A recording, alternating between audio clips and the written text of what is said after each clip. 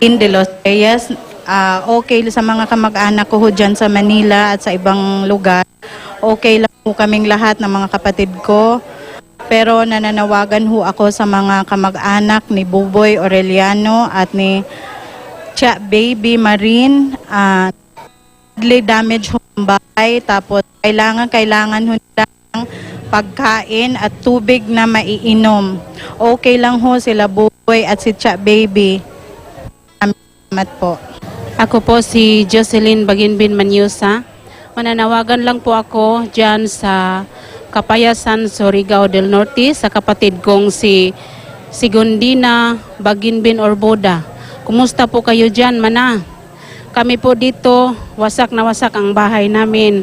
Pati mga kapatid natin, wasak na wasak ang bahay natin.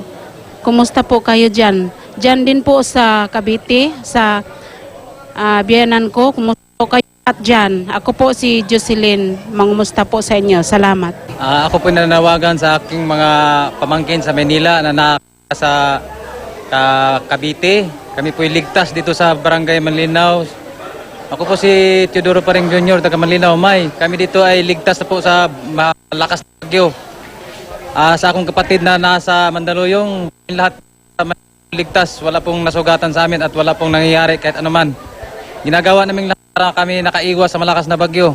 At ako po ay nananawagan sa ating mahal na Pangulo na sana makarating sa amin dito ang mga tulong ninyo. Dahil kailangan ng pagkain, kumot, bigas,